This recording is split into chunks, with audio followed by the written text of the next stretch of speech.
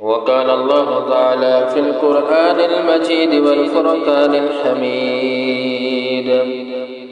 قل تعالوا أتل ما حرم ربكم عليكم ألا تشركوا به شيئا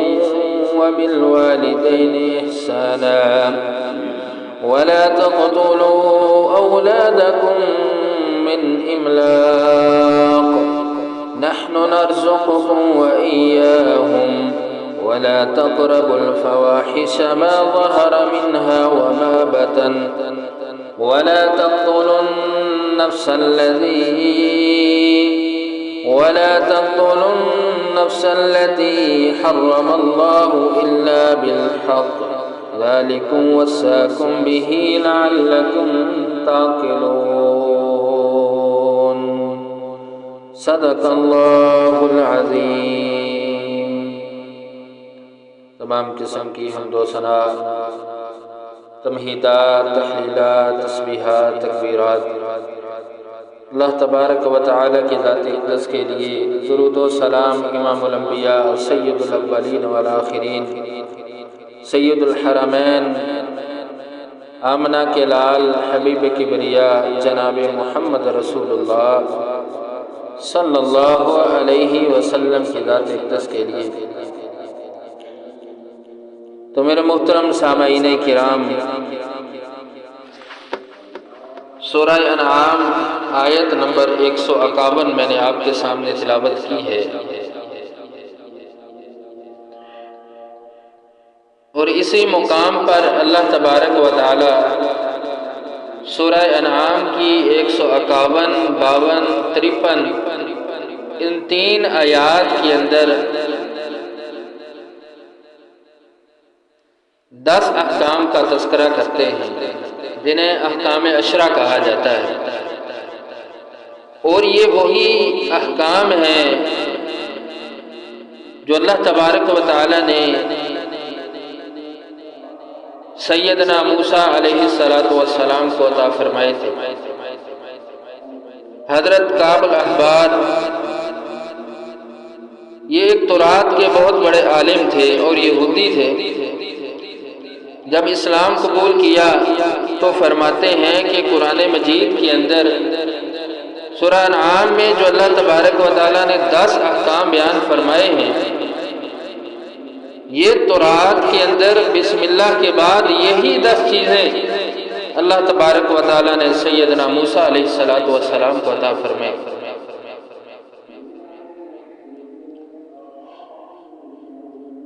اور ابن کثیر رحمہ اللہ اپنی تفسیر القرآن العظیم کے اندر یہ بات لکھتے ہیں کہ سیدنا عبداللہ بن مسعود رضی اللہ تعالیٰ عنہ سے روایت ہے کہ جو شخص رسول اللہ صلی اللہ علیہ وسلم کا وصیت نامہ دیکھنا چاہتا ہے کہ جس پر آپ کی مہر لگی ہو، تو وہ شخص ان آیات کو پڑھ لے۔ ان میں وہ وصیت ہے جو رسول اللہ صلی اللہ علیہ وسلم نے اللہ تبارک و تعالیٰ کی طرف سے لوگوں کو بتائی، اور 10 احکام بیان کیے۔ اور آپ دیکھیے کہ اس آیت مبارکہ کی ابتدا کیسے ہوتی ہے: قُلْ تَعَالَوْا أَتْلُ مَا حَرَّمَ رَبُّكُمْ عَلَيْكُمْ أَلَّا تُشْرِكُوا بِهِ شَيْئًا، اور کہ اے نبی آپ کہہ دیجئے کہ تعالوا، آؤ میرے پاس آؤ، میں تمہیں کچھ باتیں بتانے لگا ہوں۔ اور یہ ایسے ہی ہے کہ جیسے کوئی شخص کسی کو کوئی بات سمجھانے لگے تو ان سے کہے کہ آؤ بیٹھو اور میں آپ کو یہ باتیں بتانے لگا ہوں۔ تو اللہ تبارک و تعالیٰ نے رسول اللہ صلی اللہ علیہ وسلم کو یہی حکم دیا کہ اے میرے نبی آپ لوگوں سے کہیں تعالوا، اپنی طرف بلائیں اور ان کو کہیں ما حرم ربکم علیکم، میں تمہیں وہ چیزیں بیان کرنے لگا ہوں جو تم پر اللہ تبارک و تعالیٰ نے حرام کی ہے۔ تم اپنی طرف سے احکام بنائے پھرتے ہو جن کی کوئی اصل نہیں ہے، جن کی کوئی حقیقت نہیں ہے اور نہ ہی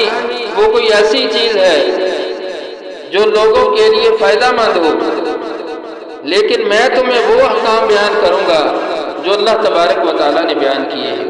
ان میں سے پہلا کون سا ہے؟ اللہ تشرکوا بہ شیئا، کہ اللہ تبارک و تعالیٰ کے ساتھ شرک نہیں کرنا۔ ایک مسلمان، ایک مومن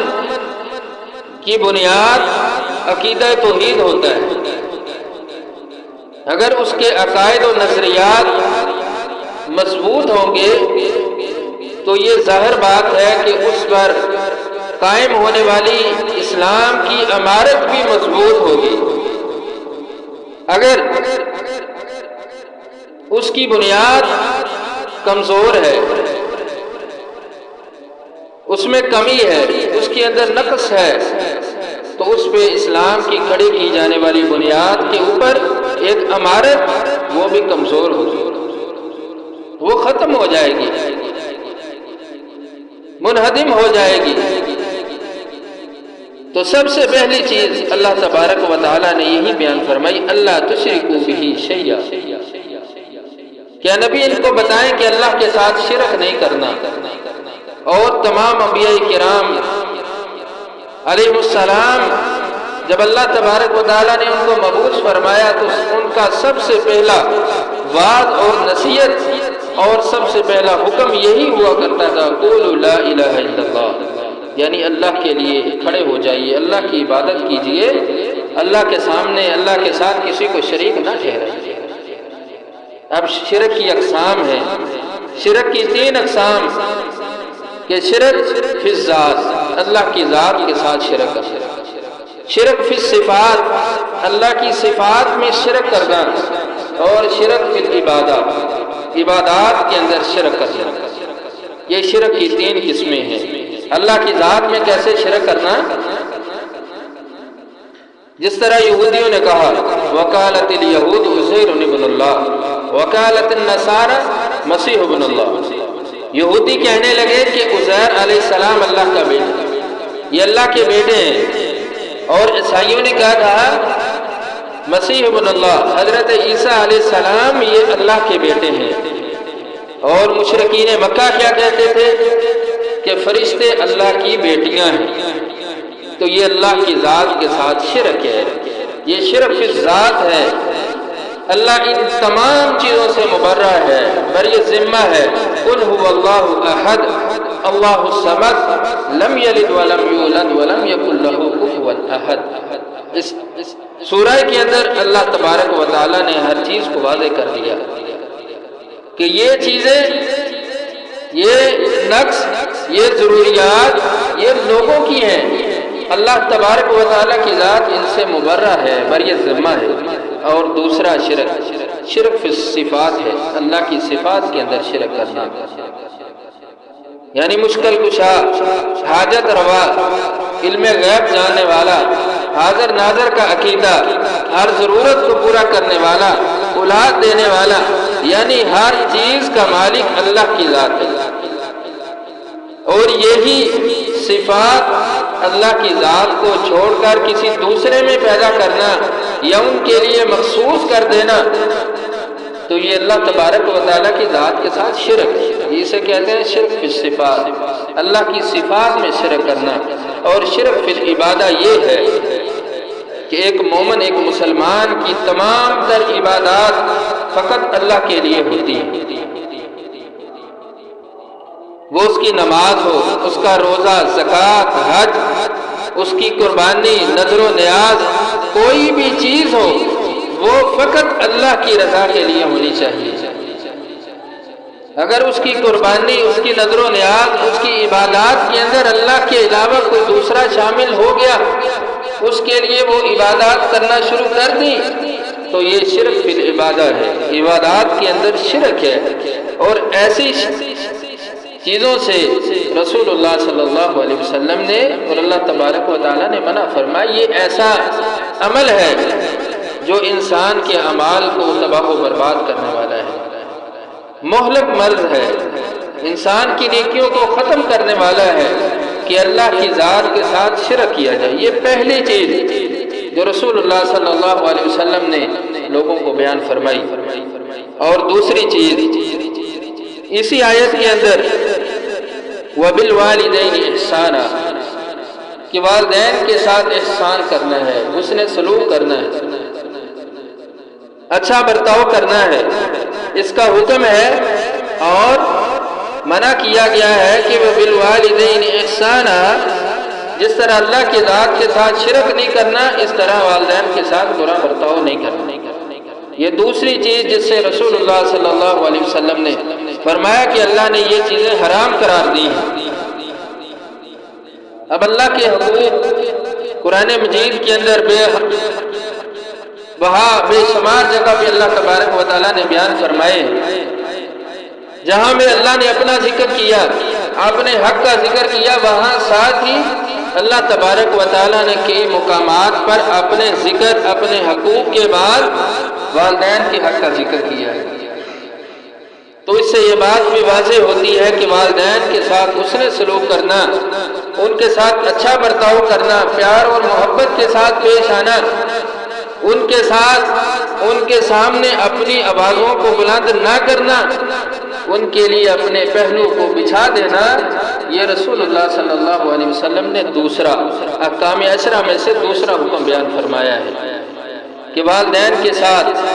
برا سلوک نہیں کرنا۔ اور حدیث مبارکہ کے اندر جہاں پہ اللہ نے 7 ایسے مہلک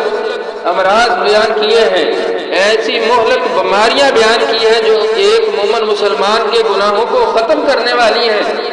ان میں سے ایک والدین کے ساتھ حسن سلوک نہ کرنے والی۔ بے شمار احادیث مبارکہ رسول اللہ صلی اللہ علیہ وسلم سے مروی ہیں۔ وہ حدیث بھی ہمارے سامنے ہے کہ رمضان المبارک کا مہینہ اور رسول اللہ صلی اللہ علیہ وسلم ممبر رسول پہ تشریف فرما ہونے لگے، فرشتہ آیا جبرائیل، اس نے کہا کہ وہ شخص تباہ و برباد ہو جائے کہ جس کے والدین یا ان میں سے کوئی ایک زندہ ہو تو وہ ان کی خدمت کر کے، ان سے پیار محبت اور سلوک کر کے اللہ کی جنت کو حاصل نہیں کر لیتا۔ تو رسول مکرم جناب محمد رسول اللہ صلی اللہ علیہ وسلم نے اس بات پہ فرمایا کہ آمین۔ دیکھیے اللہ تبارک و تعالیٰ کا یہ حکم بھیجنا، جبرائیل کا آنا، رسول اللہ صلی اللہ علیہ وسلم کا اس پہ آمین کہنا، یہ اس بات کی دلیل ہے کہ یہ ایک بہت بڑا معاملہ ہے، اہم معاملہ ہے۔ اگر اس کے اندر سستی اور کوتاہی ہوگی تو اللہ تبارک و تعالیٰ کو یہ چیز پسند نہیں۔ اور اسی طرح اس آیت کے اندر تیسرا حکم جس سے منع کیا گیا، جو اللہ تبارک و تعالیٰ نے روکا ہے، وَلَا تَقْتُلُوا أَوْلَادَكُم مِّنْ إِمْلَاقٍ، کہ اپنی اولادوں کو فقر کے ڈر سے، مفلسی کے ڈر سے قتل نہ کرو۔ یعنی اولاد کو اس وجہ سے قتل کر دینا کہ ان کے لیے رزق کا بندوبست کہاں سے ہوگا۔ ہمارے معاشرے کے اندر ایسی بے شمار مثالیں ملتی ہیں کہ فقر، تنگی اور رزق کی کمی کی وجہ سے لوگ جو ہیں وہ خودکشی کر لیتے ہیں، خود بھی مر جاتے ہیں اور اولاد کو بھی مار دیتے ہیں، یعنی پورا معاملہ ختم کر دیتے ہیں۔ اور یہ تیسری چیز ہے جو رسول اللہ صلی اللہ علیہ وسلم نے بیان فرمائی کہ وَلَا تَقْتُلُوا أَوْلَادَكُم مِّنْ إِمْلَاقٍ، اے لوگوں سن لو، یہ اللہ کا تیسرا حکم ہے جو تمہیں بیان کرنے لگا ہوں کہ اپنی اولادوں کو مفلسی، رزق کی تنگی کی وجہ سے قتل نہیں کرنا۔ اور جدید ماہرین معاشیات جس طرح برطانیہ کا ایک ماہر معاشیات یہ بات لکھتا ہے اپنی کتاب اصول آبادی کے اندر،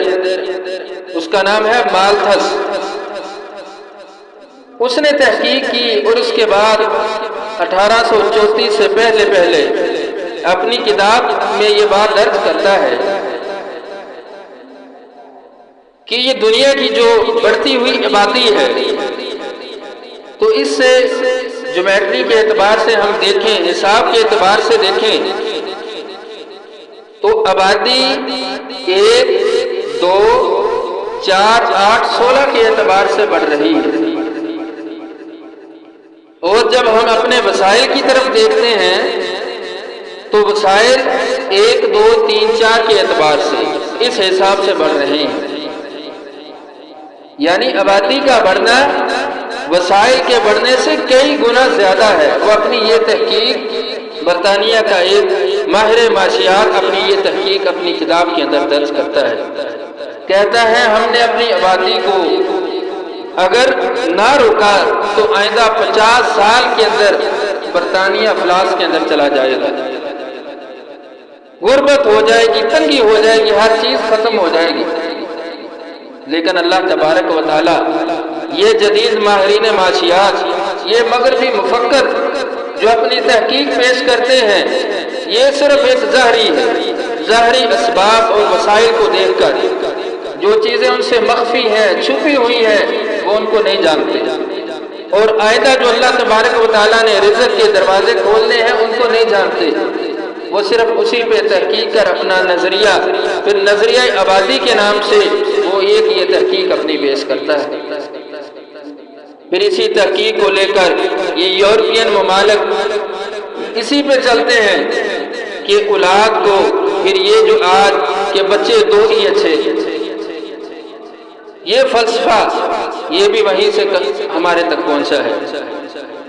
یہ بچے کم سے کم ہونے چاہیے، حالانکہ رسول مکرم صلی اللہ علیہ وسلم نے فرمایا کل قیامت کے دن میری امت اپنی تعداد سے میں اس پہ فخر کروں گا، یہ اپنی تعداد میں دوسری امتوں سے زیادہ ہوں گے، اور اسی طرح پھر یہ جدید میڈیکل کے طریقے آ چکے ہیں جن کو مختلف ناموں سے متعارف کرایا جاتا ہے، پیش کیا جاتا ہے کہ خاندانی منصوبہ بندی یا محکمہ بہبود آبادی کے نام سے، کہ یہ بچوں کو پیدائش کو کم کرنا، یا عورتوں کو کوئی ایسی میڈیسن کا استعمال کروانا کہ جس سے ان کا یہ پیدائش کا عمل جو ہے یہ رک جائے۔ تو میرے محترم سامعین کرام، یہ ساری چیزیں جو ہیں جو آج ہمارے میڈیکل طریقے میں آ چکی ہیں یا جس کے پیچھے ہم پڑ چکے ہیں، یہ وَلَا تَقْتُلُوا أَوْلَادَكُمْ مِنْ خَشْيَةِ إِمْلَاقٍ کے ضمن میں آتے ہیں کہ مفلسی اور فقر کے ڈر سے اس طرح اپنی اولادوں کو قتل کر دینا، ایسے طریقوں کو استعمال کرنا جو قرآن و سنت کے، رسول اللہ صلی اللہ علیہ وسلم کے فرامین کے، اللہ کے حکم کے مخالف ہے۔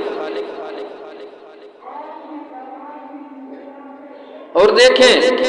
کہ جس وقت پاکستان بنا اس کی آبادی 5 سے 6 کروڑ تھی، تو اسی کے اعتبار سے اسباب تھے، ہر چیز تھی۔ آج آبادی 25-26 کروڑ ہے، تو دیکھیں آج وسائل کیا کم ہو چکے ہیں،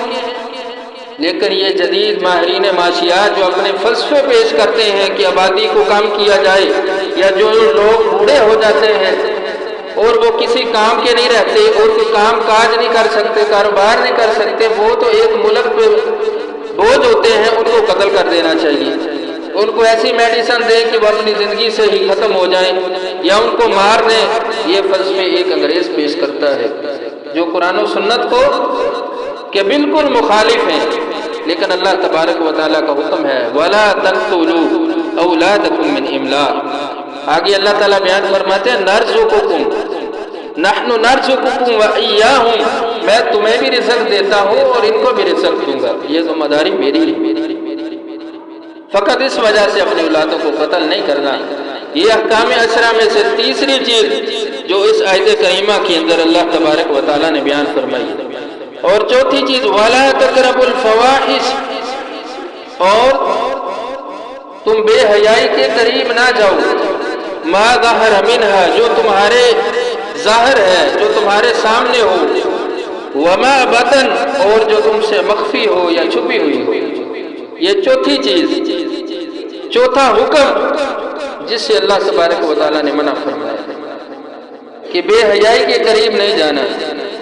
یہ نہیں کہ کرنا نہیں بلکہ قریب نہیں جانا، جیسے اللہ تبارک و تعالیٰ قرآن مجید میں ارشاد فرماتے ہیں ولا تقربوا الزنا انه كان فاحشا۔ یہ نہیں کہا کہ تم نے زنا نہیں کرنا، بلکہ یہ کہا ہے کہ زنا کے قریب نہیں جانا، یعنی ایسے اسباب کو بھی اختیار نہیں کرنا جو انسان کو اس برائی کی طرف لے کر جانے والے ہیں، جو انسان کو بے حیائی کی طرف لے کر جانے والے ہیں، اللہ کے احکامات کے مخالف لے کر جانے والے ہیں، بلکہ ایسے اعمال کے قریب تک نہیں جانا۔ یہ چوتھی چیز۔ اور پانچویں چیز اسی آیت کے اندر بیان فرمائی، وَلَا تَقْتُلُوا النَّفْسَ الَّتِي حَرَّمَ اللَّهُ إِلَّا بِالْحَقِّ، اور کسی بھی نفس کو، کسی بھی جان کو قتل نہ کرو مگر حق کے ساتھ۔ یہ پانچویں چیز اللہ تبارک و تعالیٰ نے سورہ انعام کی 151 نمبر آیت کے اندر بیان فرمائی ہے کہ کسی بھی نفس کو، کسی جان کو بلا وجہ قتل نہیں کرنا، حق کے بغیر قتل نہیں کرنا۔ اور یہ جرم دن بدن ہمارے معاشرے کے اندر بڑھ رہا ہے، یعنی کہ ایک بندے کو قتل کرنا ایک گاجر مولی کی طرح کاٹنے کے برابر ہے، یعنی لوگ اس کو گناہ شمار ہی نہیں کرتے۔ اللہ تبارک و تعالیٰ کہتے ہیں کہ اگر ایک شخص کے قتل میں پوری امت شامل ہو جائے تو اللہ تبارک و تعالیٰ اس پوری امت کو اٹھا کے جہنم میں پھینک دے ایک بندے کے قتل کی وجہ سے۔ یہ اتنا بڑا جرم ہے، اتنا بڑی یہ مہلک مرض ہے جو انسان کی ہر چیز کو ختم کرنے والا ہے۔ حق کے ساتھ قتل کرنے کا حکم ہے، بغیر حق کے نہیں۔ اب حق کے ساتھ کیا ہے؟ یہ 5 اقسام بیان ہوئی ہیں، 5 قسم کے لوگوں کو قتل کیا جا سکتا ہے، اس کے علاوہ نہیں۔ ان میں سے پہلا وہی کہ قتل کے بدلے میں قتل کیا جائے گا۔ اگر کسی نے کوئی قتل کر دیا ہے تو اس کے بدلے میں قصاصاً اس کو قتل کرنا۔ اسی طرح میدان جنگ کے اندر لڑتے لڑتے کافروں کو قتل کرنا، اور وہ شخص جو اسلامی اسٹیٹ کے اندر، اسلامی ریاست کے اندر بغاوت کرتا ہے، اس مسلم معاشرے کو گرانے کی کوشش کرتا ہے، تو اس بغاوت کے سبب سے بھی اس کو قتل کیا جائے گا۔ اور چوتھی صورت کہ شادی شدہ زانی، جو شخص شادی شدہ ہے وہ زنا کرتا ہے، اللہ تبارک و تعالیٰ کا حکم ہے کہ اس کو بھی قتل کیا جائے۔ یہ اللہ کا حکم ہے۔ اور ایسے بے شمار واقعات ہیں، ہمیں احادیث مبارکہ سے ایسے واقعات ملتے ہیں کہ رسول اللہ صلی اللہ علیہ وسلم نے ایسے لوگوں پہ حدود کو قائم کیا ہے۔ حد اسے کہتے ہیں کہ جس کی اللہ تبارک و تعالیٰ نے شریعت کے اندر سزا کو مقرر کر دیا ہوتا ہے، اس میں کوئی کمی بیشی کا اختیار نہ کسی عام مسلمان کے پاس ہوتا ہے، نہ صاحب اقتدار کے پاس ہوتا ہے۔ حدود وہ ہوتی ہیں جن کی حد مقرر ہے، سزا مقرر ہے، جس نے وہ گناہ کیا تو اللہ تبارک و تعالیٰ کی طرف سے ان پہ وہ نافذ ہو جاتی ہے۔ اور پانچواں وہ شخص جو ارتداد کا مرتکب ہو جاتا ہے، اسلام قبول کرنے کے بعد پھر اسلام سے پھر جاتا ہے، مرتد ہو جاتا ہے۔ تو یہ پانچواں آدمی ہے جس نے جو ارتداد میں چلا گیا، اسلام سے پھر گیا، کسی دوسرے مذہب کے اندر شامل ہو گیا، تو اسلام نے کہا ہے کہ ایسے شخص کو بھی قتل کیا جائے۔ یعنی یہ 5 قسم کے لوگ ہیں کہ جن کو قتل کیا جا سکتا ہے، یہ حق کے ساتھ ہیں، لیکن ان کے علاوہ کسی بھی صورت کے اندر کسی مسلمان کو قتل کرنا یہ ناجائز ہے، یہ بالکل درست نہیں ہے۔ یہ ایک ایسا مہلک مرض ہے جو انسان کے اعمال کو تباہ و برباد کرنے والا ہے۔ اور اللہ تبارک و تعالیٰ اسی آیت کے آخر میں فرماتے ہیں ذالکم وصاکم بہ لعلکم تعقلون، یہ اللہ کی وصیت ہے، یعنی یہ اللہ کا تمہارے لیے حکم ہے کہ تم ان چیزوں کو سمجھو، تعقلون، اور عقل کرو، اپنے فہم کے اندر، اپنی سوچ کے اندر ان چیزوں کو لے کر آؤ۔ تو میرے محترم سامعین کرام، یہی سورہ انعام کے اندر 151، 52 اور 53 نمبر آیت کے اندر اللہ تبارک و تعالیٰ نے احکام 10 بیان کیے ہیں یہ وہ احکام عشرہ ہیں جو اللہ تبارک و تعالیٰ نے سیدنا موسیٰ علیہ السلام کو بیان کیے تھے، عطا فرمائے تھے۔ یعنی یہ 10 چیزیں ایسی بیان ہوئی ہیں کہ جن کو کرنا حرام ہے، جن سے روکا گیا ہے، جن کی حرمت بیان کی گئی ہے۔ تو ان میں سے 5 چیزیں میں نے آپ کے سامنے بیان کی ہیں۔ ان میں سے پہلی، اللہ تشرکو بہ شیئا، اللہ کے ساتھ شرک نہیں کرنا۔ دوسری چیز بیان کی وبالوالدین احسانا، والدین کے ساتھ احسان، حسن سلوک کا معاملہ کرنا ہے۔ تیسری ولا تقربوا اولادکم من املاق،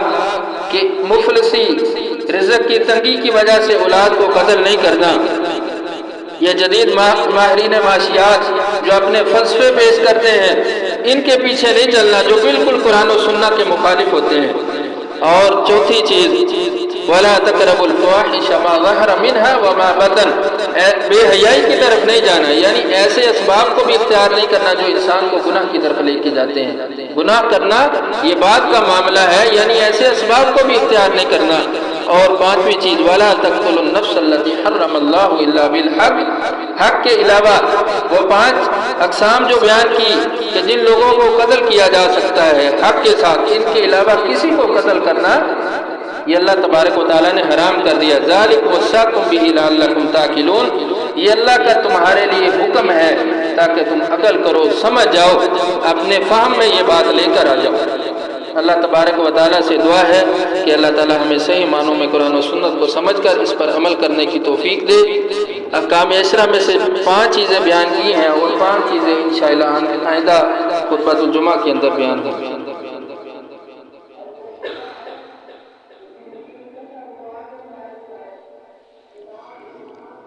ان الحمد للہ نحمدہ ونستعینہ